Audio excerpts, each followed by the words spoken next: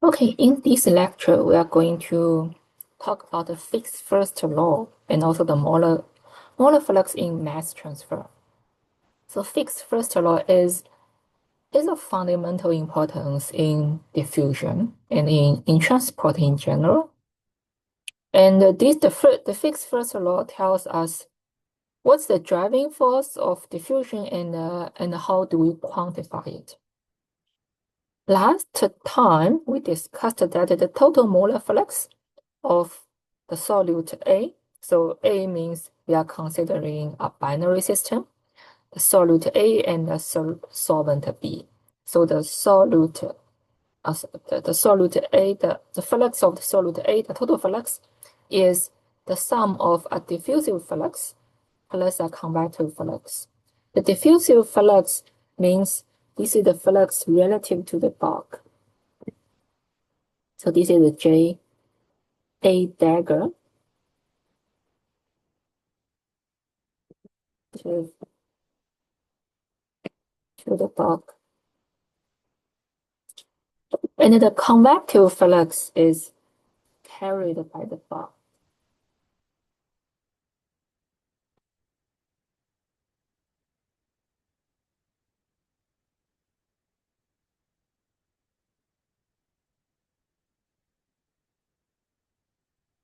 By the bulk motion.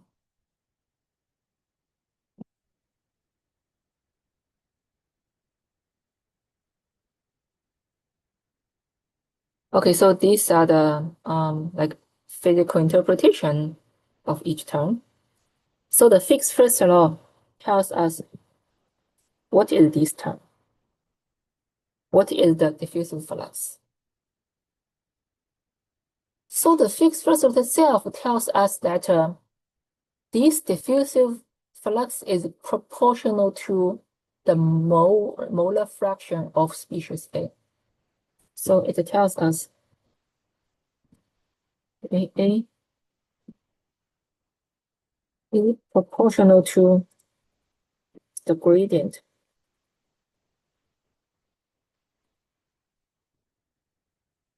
of the molar fraction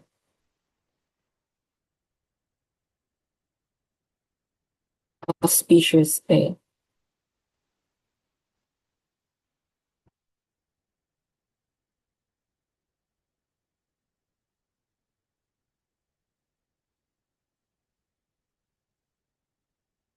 Means the gradient of XA.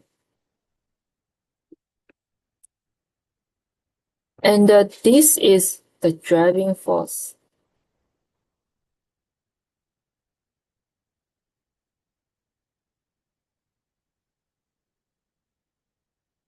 Driving force of diffusion.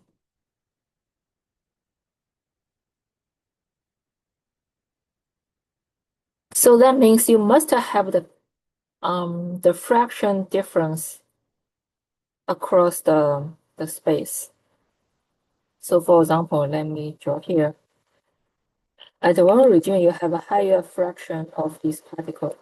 And then next has a lower molar fraction. Then the flux will go from this direction. This will be the flux. So this is intuitively tell us what does it mean to be like the driving force be the molar concentration gradient. So now we also ask what's the proportionality? If you are saying something is driven by something, like we have a driving force, and if you recall our water filtration, we have the driving force of water flux is the chemical potential of water. Then there is a proportionality. The proportionality is the hydraulic conductance or hydraulic permeability. This is the same as 1 over resistance. The same thing here, you need to have some proportionality. And in this case, the proportionality is what we call the diffusion coefficient. So let me write it down.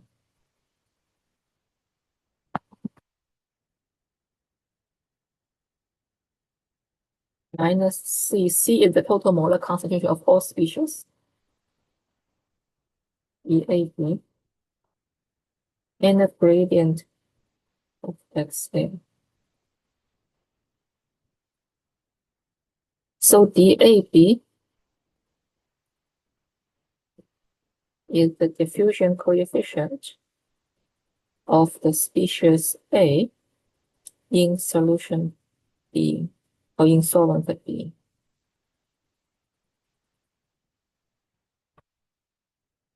Coefficient of A in B. The C is just the total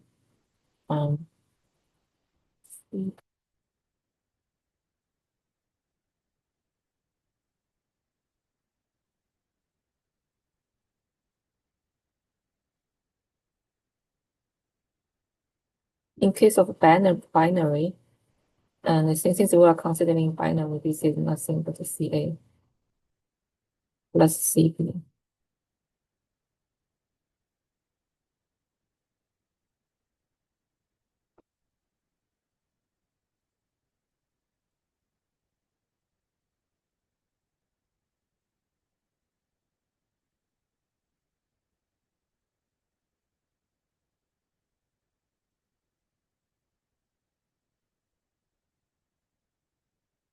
So this flux is the diffusive flux. The equation we are looking at, this is Fick's first law. And this is flux, diffusive flux.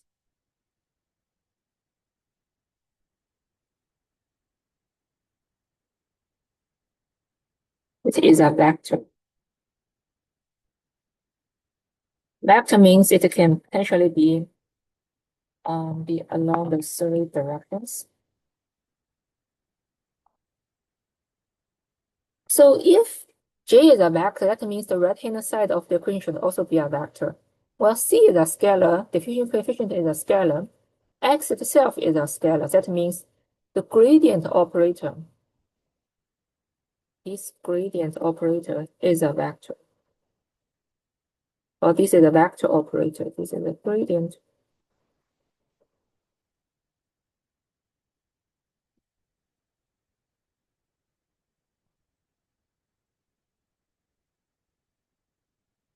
It is a vector operator.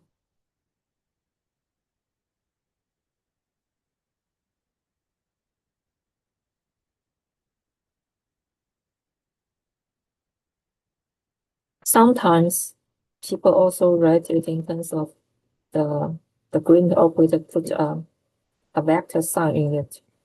Just sometimes people would use this to emphasize that it is means a gradient. So let's see, what does it mean for it to be a gradient operator? You might recall from your calculus 3, but in case you forget, let's just review the gradient operator in three-dimensional space. So in Cartesian coordinate,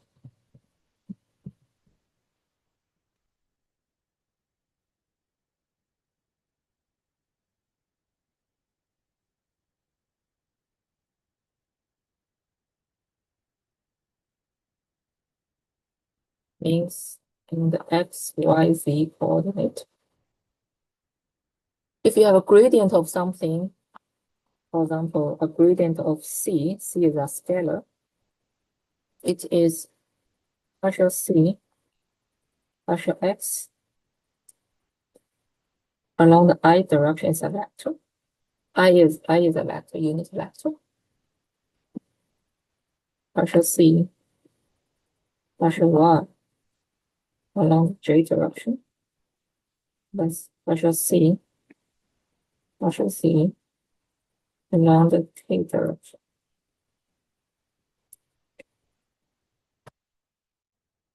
And let's also write out the expression in cylindrical and spherical coordinates.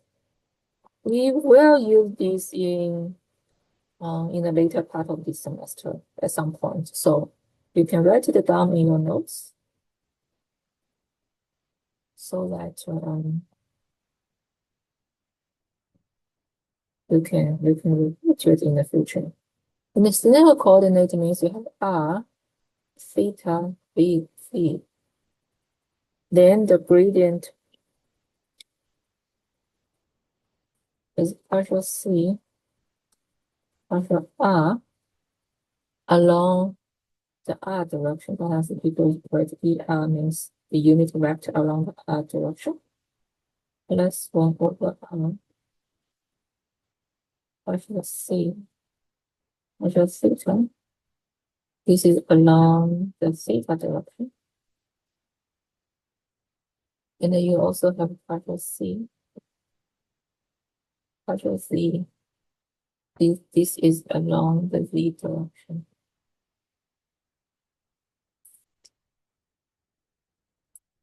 And let's also give you the expression for spherical coordinates.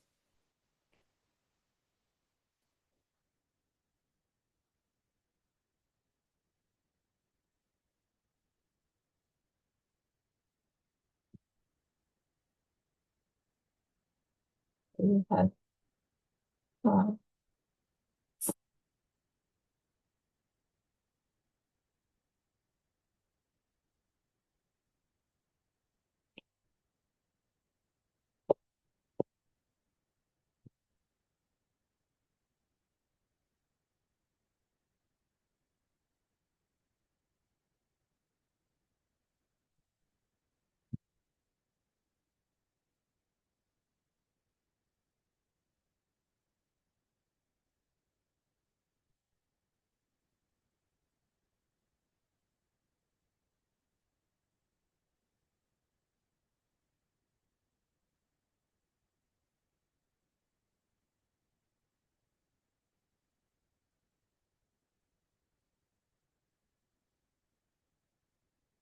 so this is something you can use for bookkeeping if you would like. Okay, now let's look at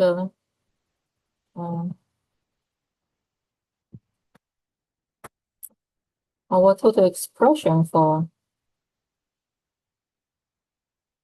NA.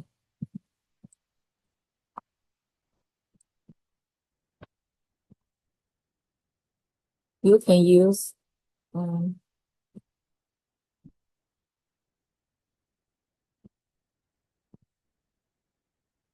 another way to write out the total flux is in terms of the molar flux instead of the velocity. But either way, you needed to recognize that both this one and CA multiplied by V dagger, they are the same thing. So we have minus C VAB. This is the flux.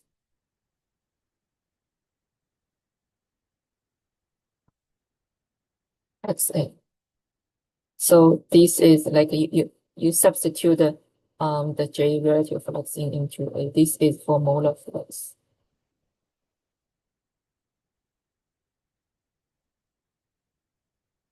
And then you can also do the same thing for mass flux if you would like. Then you have mass fraction omega.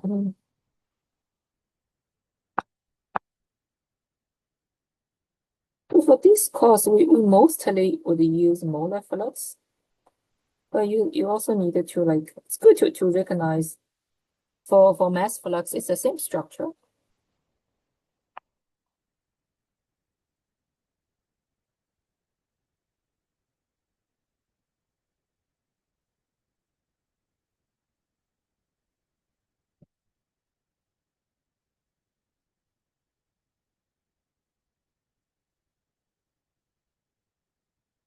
One thing I forgot to mention. So let's look at this equation. This is Fick's first law.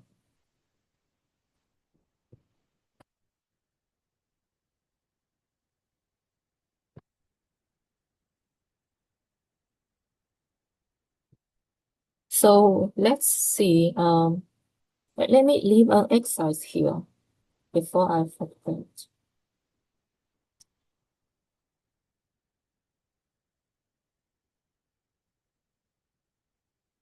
Explain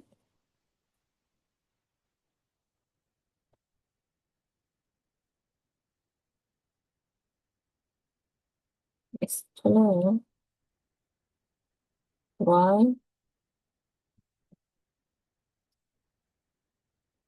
there is a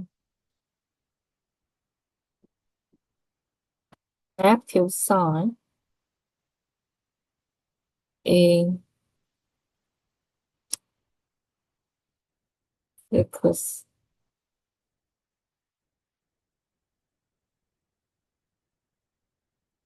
Active sign means the negative sign like in the equation.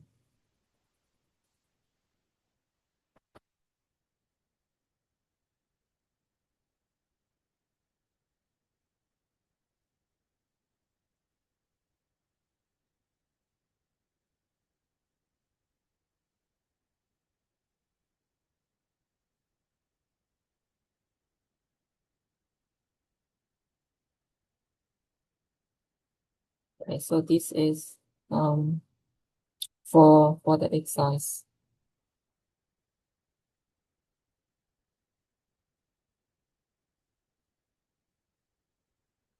Okay, so this is the fixed first law.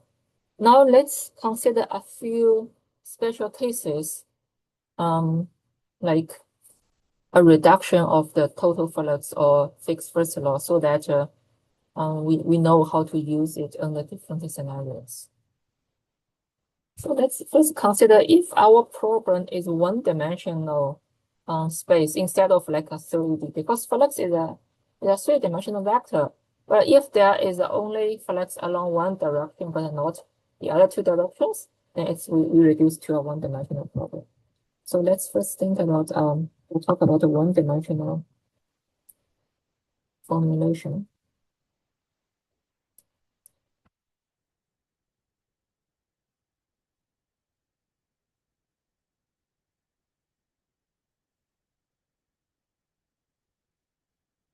So let's assume transport occurs along the z direction. Assume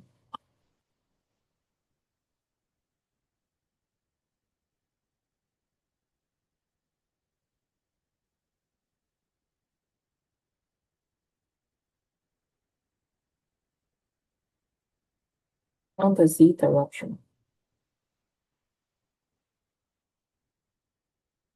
And this is just for this illustration. You may have a problem which actually occurs along the x or y direction. Then you just change the direction from x to whatever you need. Or if it's like a spherical coordinates or cylindrical coordinates, it may along the r direction or any direction. So here is z is just an example. Don't stick to the z, because sometimes I found that when I give an example in z direction, and then student didn't know like the z is just an example, they would stick to z for all the problems and then have all the symbols and notations being wrong in all the derivations. Like this is this means you are not digesting what we are talking here. So if it's in the z direction, then instead of the NA flux, we specify that the flux is along the z direction. It will again have two contributions. One is the convective flux. Now you would have NA along the x direction. So once they become one directional thing, they are a scalar, so they are no longer vectors. And then you would have C multiplied dAB. The diffusion coefficient, we assume it's in a homogeneous and isotropic material. That means along all the directions, the diffusion coefficient would be the same. Then you have the gradient of XA. Now in the one direction, sorry, I actually mean the z direction. This in the not the x direction.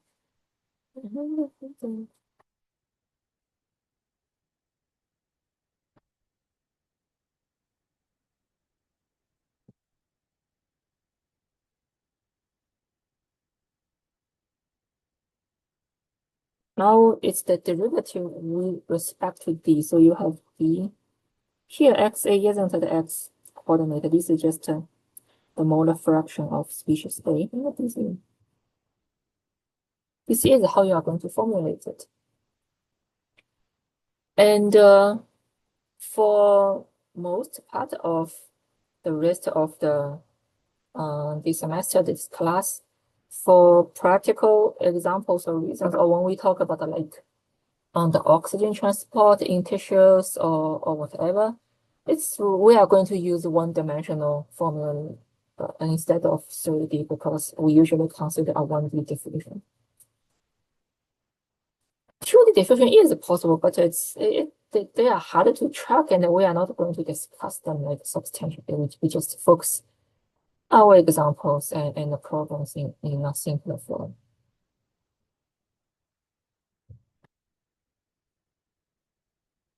Now let's look at an exercise. Let me see. Won't you copy the problem statement for the exercise?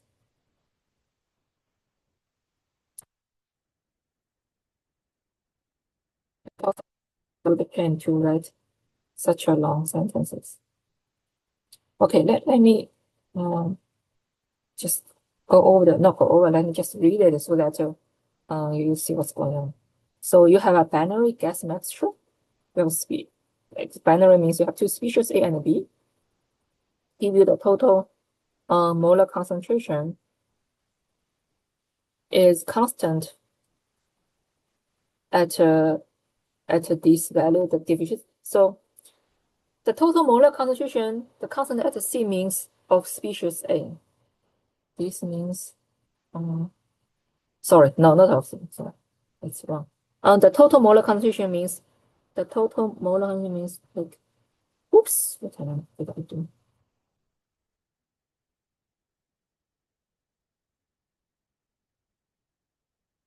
Is A plus B. The diffusivity of A in B is given over a slab of thickness delta Z.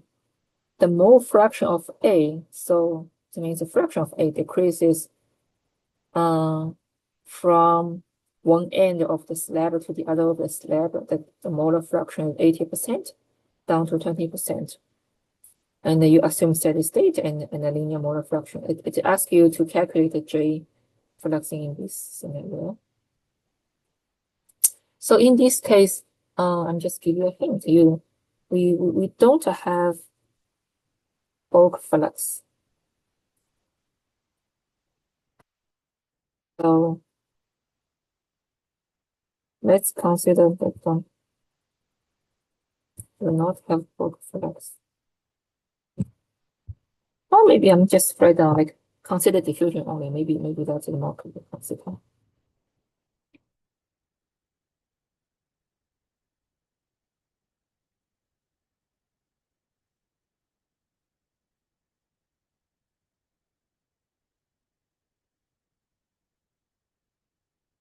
Okay.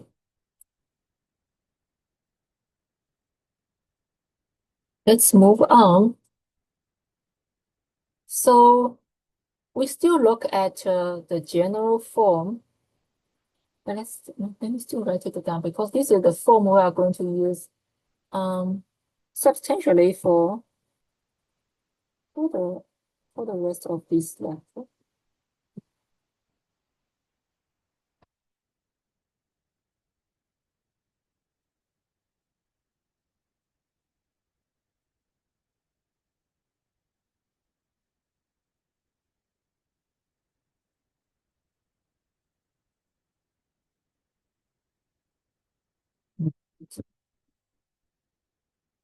To say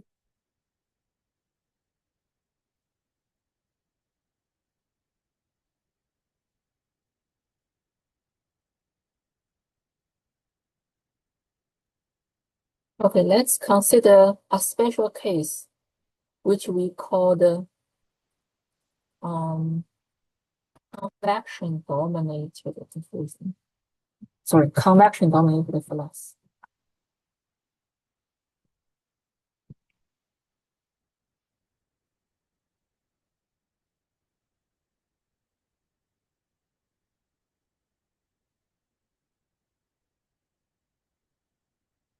So this is again, this is called the you have two terms. Convection, which is due to the bulk motion, plus diffusion, which is due to the fraction gradient.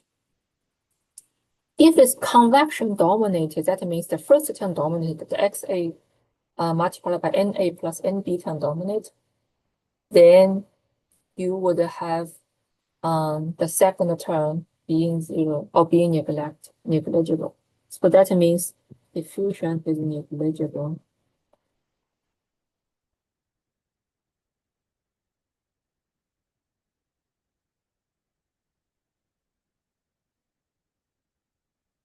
It also says CVAB.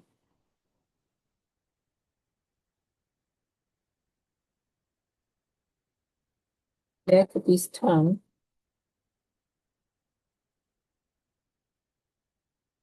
be. So if it is this scenario, we only have the first term, which means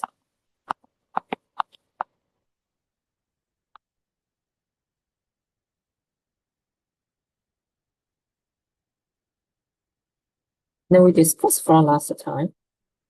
If you forget, you can go back to the last lecture and we just showed that this is CA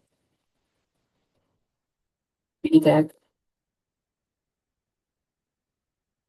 So in the case of 1B, in 1B,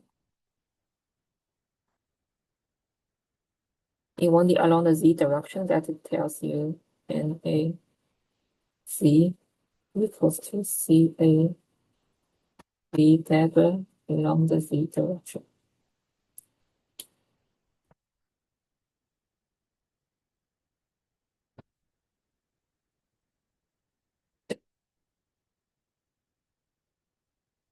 So this is convection dominated. So if you see a form like this, you know it's convection. So there are some practical scenarios that this is applicable.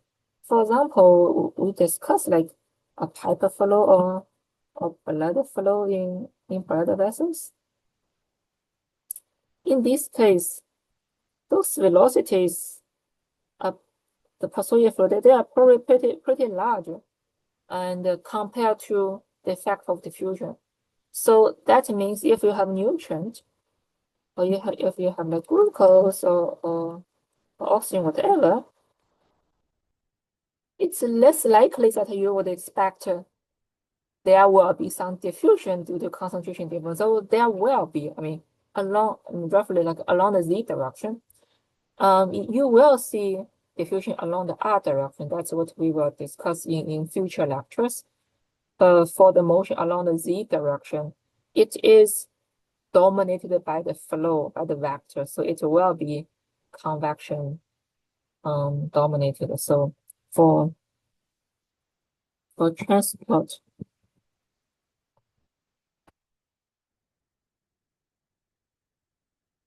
but in blood,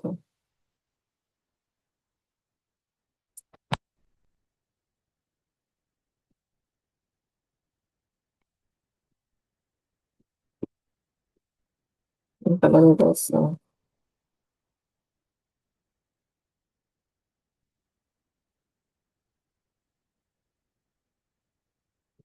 along the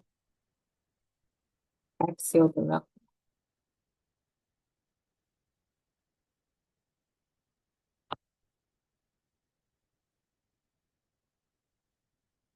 dominated by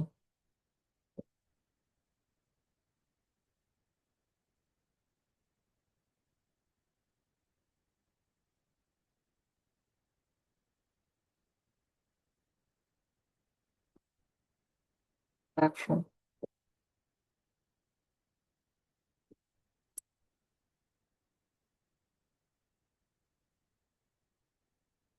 Okay, this is convection dominated.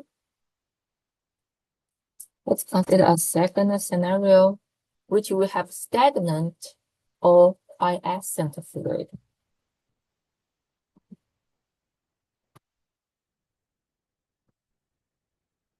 Stagnant or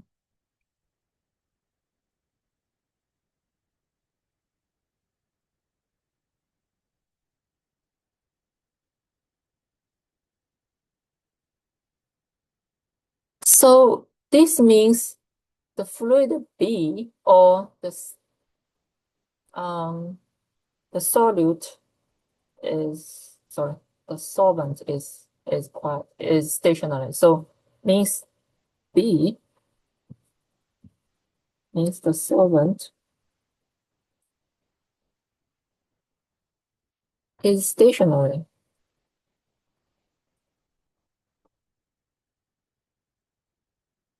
This case, then that means no no bulk motion due to the solvent. So we have, well, the flux of B is 0. So if you use this equation to our the total flux,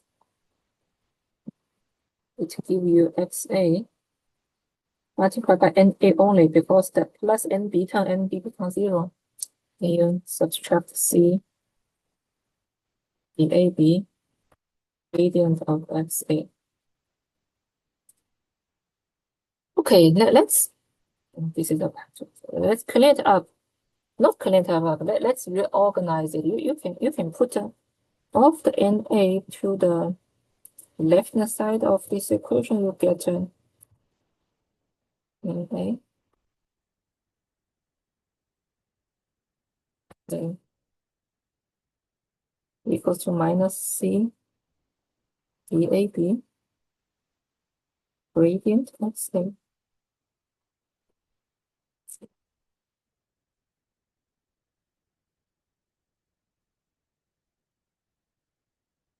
Okay, now you can solve for NA. So solve for NA.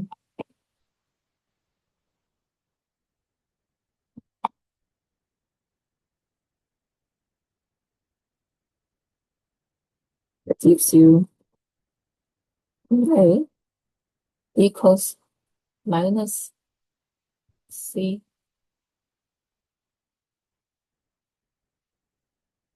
divided by 1 over XA.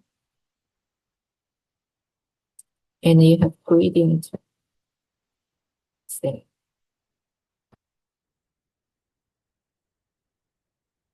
See, if based on stagnant or quiescent fluid, if we also have this condition, if XA is much less than 1, then 1 minus X, then we get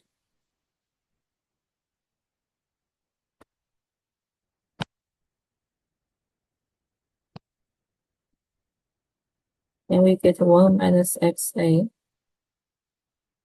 approximately equal to 1. And in that case, we have NA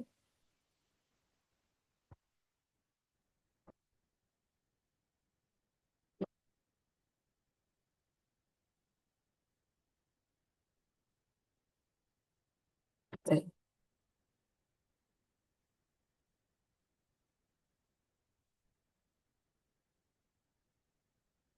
So if you compare this with the total flux, this is the diffusion part or diffusive flux. So that means if you have low molar fraction of the species A, means if your solute is very much diluted compared to the solvent, it usually is the case in biologically relevant discussion.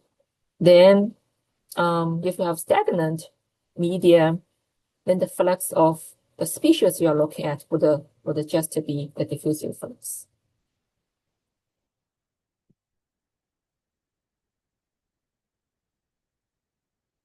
Okay, now let's see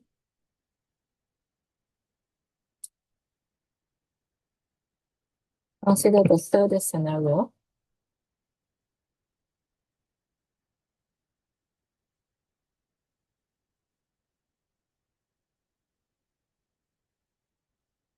We have dilute solutions in stagnant fluid.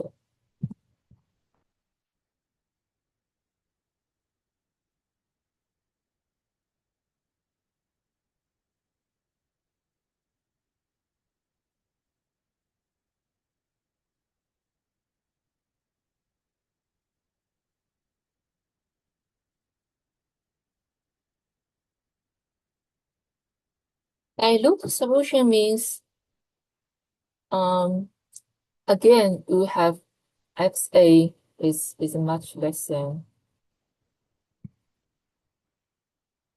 1. So that means this equation we got from last time will be our starting point, because now you have stagnant and you have dilute, it satisfies. And then further, we want to show that it can be further simplified. So think about solute in water. So let's think solute in water.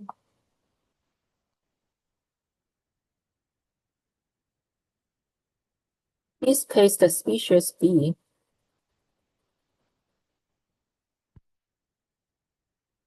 is water.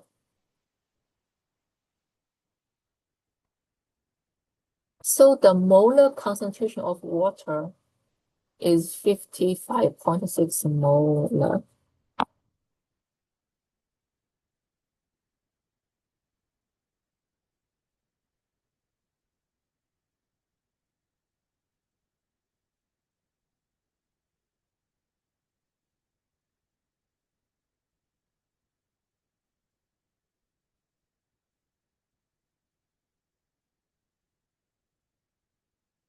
Does it mean to be the water concentration?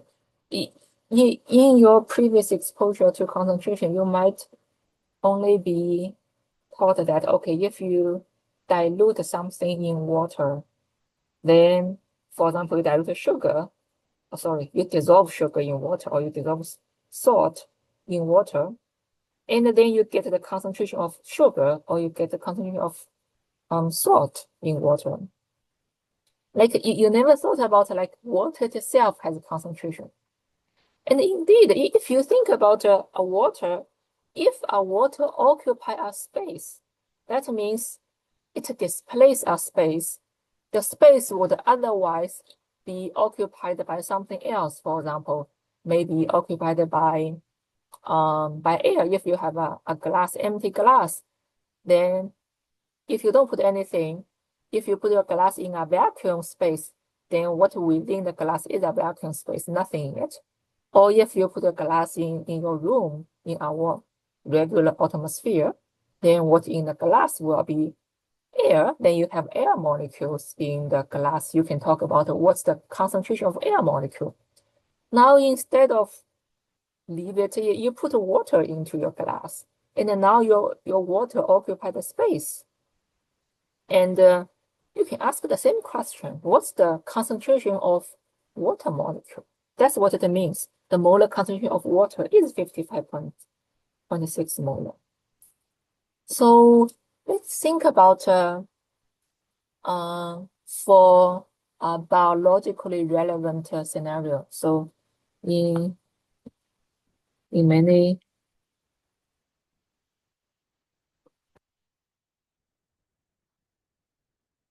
biologically relevant cases,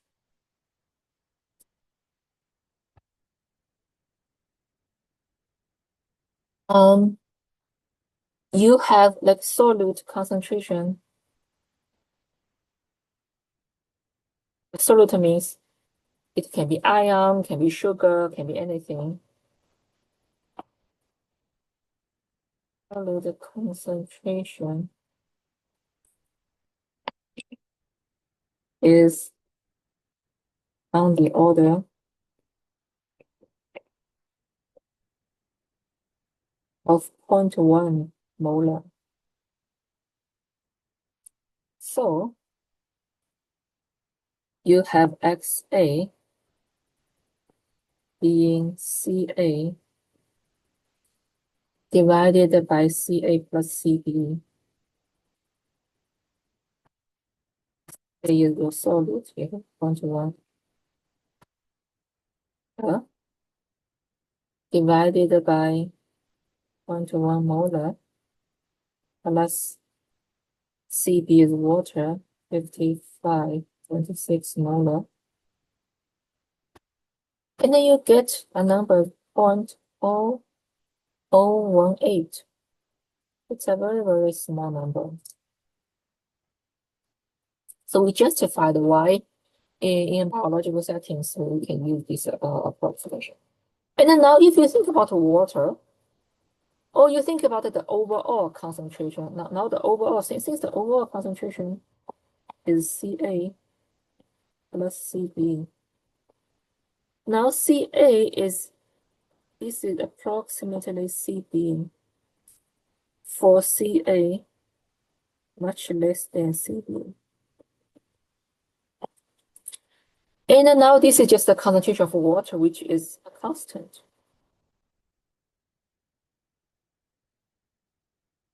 In space. Constant in space means not a function of x, y, z.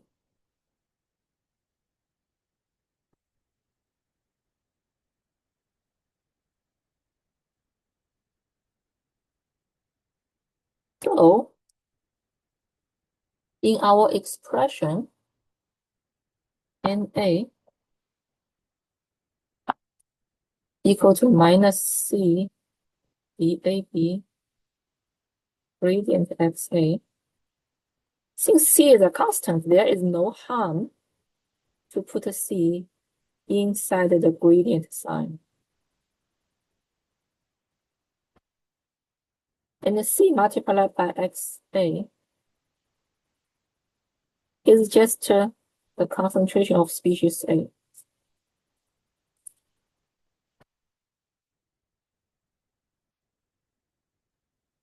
So this form of the flux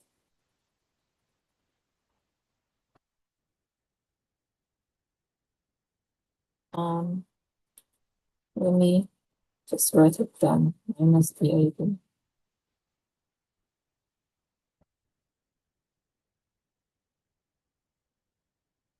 This is the most commonly used form of Fick's first law. This is also Fick's first law.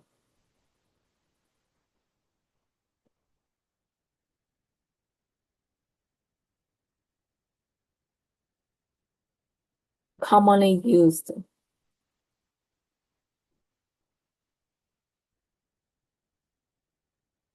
Maybe let me replace N with J, because here I want to emphasize that we are looking for a diffusive flux, not the total flux.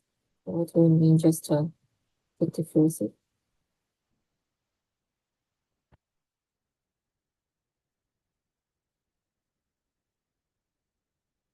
This is commonly used. So the original form is you have C outside of the gradient, and then you have gradient over X. Now we put C inside. So this is for dilute solution and a stagnant medium.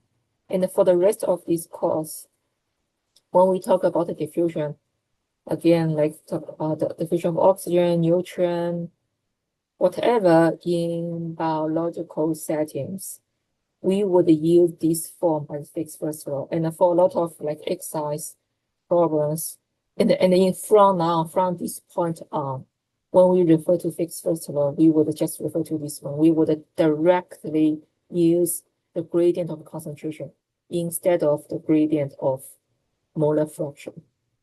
So from this Fick's first law, then the driving force is consistent with what we talk about in daily life. So the driving force.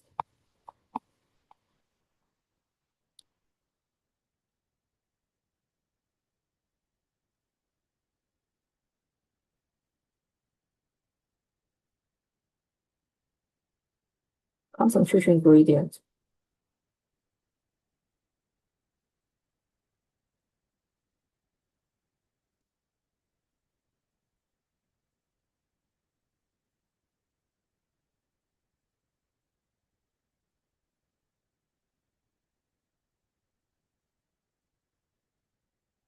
So let me leave one last exercise for this lecture.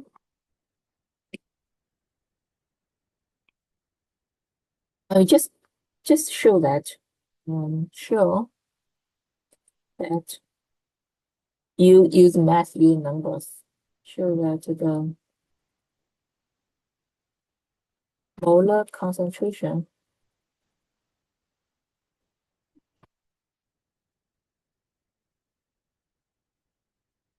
of water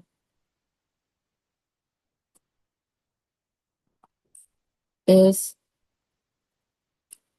50.6 molar. Okay, that's all for this lecture.